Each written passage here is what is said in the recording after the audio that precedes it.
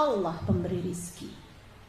Dari sekarang, besok, sampai kamu mati, tidak akan pernah ada jatah rizki yang sudah dituliskan untukmu tidak menjadi kepemilikanmu. Gak ada ceritanya. Sebagaimana gak ada ceritanya rizki yang seharusnya dituliskan bagi orang lain kemudian nyampe kepada kamu. Dia menghalangkan rizki saya. Nah itu kalimat salah tuh. Kalimat salah. Gak ada ceritanya orang ngalangin rizki. Kalau yang jadi rizkimu pasti akan sampai kepadamu meski orang seluruh dunia menghalangkan rizki kepadamu. Kalau tidak menjadi jatah rizkimu gak akan sampai kepadamu meski orang sedunia memberikannya padamu. Hati-hati sama keraguan, teman-teman sekalian. Bisa menghalangkanmu dari arah kiblat. Bisa membuatmu dianggap tidak beriman. Allah yang selama ini ngasih rizki ngelihat hati kamu kok ragu-ragu kayak begitu. Kata Allah, dia gak ngerti diuntung.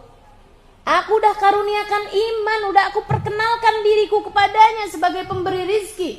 Aku udah sampaikan dalam Al-Quran, udah jelas aku katakan War-Razzaq Dzul Quwwatil Matin, Allah lah satu sang pemberi rizki. Dialah pemilik kekuatan satu-satunya. Dia masih ragu-ragu, dikirain aku gak bisa ngasih kepada dia rizki. Gak ngerti diuntung, aku cabut imannya. Dia gak ada beda dengan orang yang tidak beriman padaku. Allah cabut iman dari dalam hatimu. Dan kalau kamu udah tercabut iman dari dalam hatimu oleh Allah, siapa yang bisa mengembalikannya? Siapa yang bisa balikin? Teman-teman sekalian, hati-hati sama penyakit asyak fillah, ragu-ragu sama Allah. Hati-hati. Siapa yang bisa balikin? Teman-teman sekalian, hati-hati sama penyakit asyak fillah, ragu-ragu sama Allah. Hati-hati. Siapa yang bisa balikin? Teman-teman sekalian, hati-hati sama penyakit asyak fillah, ragu-ragu sama Allah. Belajar, mudah-mudahan bisa ditetepin iman Islam kita. Belajar, terus belajar. Hidup kan isinya belajar. Terus belajar, teman-teman sekalian. Jangan biarkan keraguan-raguan kemudian membuatmu apalagi sampai berani sama yang haram. Apalagi sampai berani sama haknya orang. Ya, bukan punyamu, kamu jadi berani-berani. Kenapa? Itu orang berani-berani sama haknya orang pasti karena ragu-ragu sama Allah sebagai pemberi rizki. Kan begitu ya? Kalau nggak ragu-ragu dia akan tunggu aja gitu. Terhadap urusan rizki itu, kita tuh nggak diminta buat nyari rizki, bukan, tapi jemput rizki. Kenapa dijemput bukan dicari? Kalau dicari belum tentu ada. Kalau dijemput sudah pasti ada. Tinggal dijemput aja kok. Saya nggak akan jemput anak ke TK karena saya nggak punya anak. Yang akan jemput anak ke TK kalau dia punya anak sekolah di situ. Betul apa enggak? Ada nih Ustazah Halimah depan TK. Ustazah lagi ngapain? Jemput anak di TK. Emang punya? Nggak punya. Nah ini orang nggak punya akal. Kan gitu ya? Nah urusan rizki nih teman-teman, Allah minta kita buat jemput dengan cara yang halal. Kan begitu? Jemput dengan cara yang halal. Jangan berani sama haknya orang. Yang baik.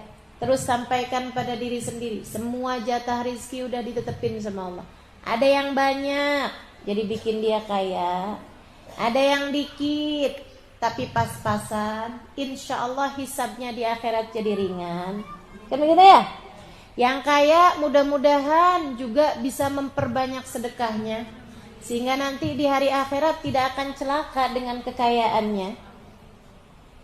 Kalau dikasih pas-pasan, alhamdulillah itu rizki paling berkah. Nabi tuh sampai minta buat dirinya sendiri dan keluarganya, Allahumma ja'al rizqa ahli baiti kafafan, rizqa ahli baiti Muhammadin kafafan. Ya Allah, jadikan rizkinya keluarganya Nabi Muhammad yang pas-pasan aja, jangan berlebih-lebihan. Nabi mintain. Nabi nggak pernah doa keluarganya, anak keturunannya biar pada kaya raya. Oh, Nabi nggak mau. Sampai Nabi doa, Allahumma ij'al rizqa ali Muhammadin kafaf. Ya Allah, jadikan rizkinya keluarganya Nabi Muhammad yang cukup ya Allah, yang cukup, nggak minta kaya. Jadi sekalian saya muliakan, apapun yang jatah rizki yang telah Allah berikan kepada kita, kita bilang ya Allah terima kasih. Kita jemput dengan cara yang halal, kan gitu ya? Kita jemput dengan cara yang tidak menyakiti siapapun. Kita jemput dengan perasaan hati yang baik. Kita bilang, ya Allah, saya kaya, alhamdulillah. Saya miskin, pas-pasan, alhamdulillah. Saya kaya, saya miskin, saya susah, saya mudah urusan rizkinya, gitu ya. Apapun keadaan saya akan tetap menjadi hambamu yang solehah. Bukan begitu? Bukan begitu, teman-teman saya sekalian? Kita mau ikut apa yang dilakukan Nabi Muhammad. Nabi kaya raya pernah, Nabi miskin papa pernah. Sekayanya orang gak pernah nyampe saya rasa dengan apa yang dimiliki Nabi Muhammad alaihissalam. Baik dari kekuasaan ataupun dari sisi harta materi. Nabi itu pernah kaya raya, teman-teman saya sekalian. Sampai Nabi Muhammad itu punya kambing mala al-wadi. Hasil perang tuh kamu kira kayak gimana banyaknya coba. Semuanya punyanya Nabi. Nabi bagi-bagiin sesuka Nabi. Tapi hasil rampasan perang, kalau habis perang ngadepin 500 pasukan, perang ngadepin 1000 pasukan, perang ngadepin 10.000 pasukan. Orangnya kalah, semua hartanya orang 10.000 jadi punyanya Nabi satu loh. Kebayang kayaknya kayak apa? Nabi pernah sangat kaya raya. Nabi pernah punya kambing mala al-wadi, memenuhi lembah. Jadi gunung sama gunung, tengah-tengahnya ada lembah. Kambingnya ribuan kambing, punyanya Nabi Muhammad SAW. Nabi pernah sangat kaya, Nabi pernah sangat miskin. Kan gitu ya? Pernah Nabi Muhammad sangat miskin, sampai mengganjal perut beliau dengan batu. Sampai buat makan sehari-hari aja gak punya. Ini patokan kita.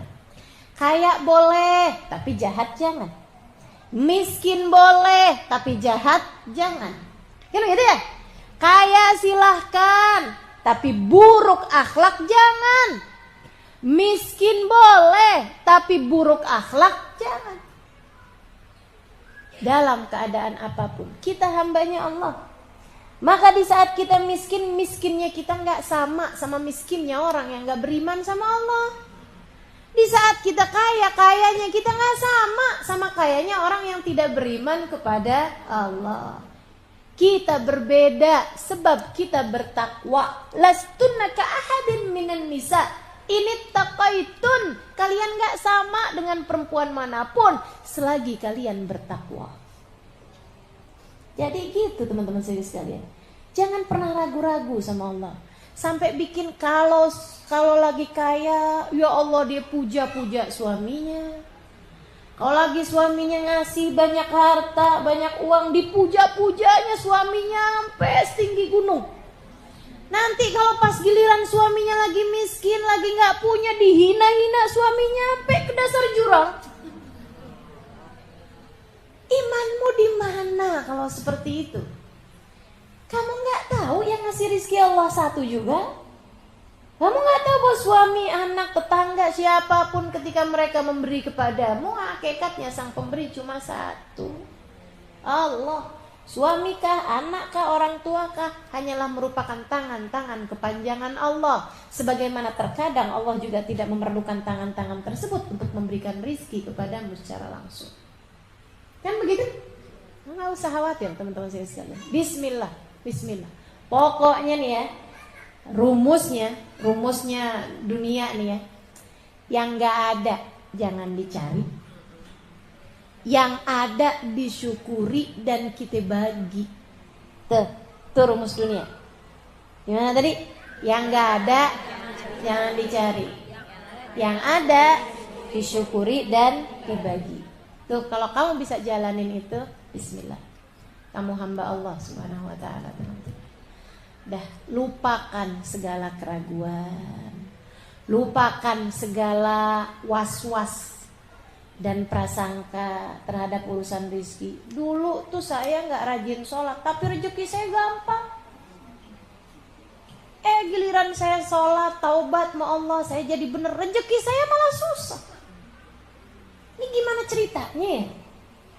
Allah kok gini sama saya? Nih hati-hati. Kamu mengira bahwasanya yang namanya urusan pemberian itu cuman harta apa? Teman-teman saya sekalian, kalau harta satu-satunya rizki yang Allah bagi kepada hamba-hambanya, gak bakalan Allah bikin Fir'aun lebih kaya daripada Nabi Musa. Gak akan Allah bikin Abu Jahal, Abu Lahab lebih kaya daripada Nabi Muhammad.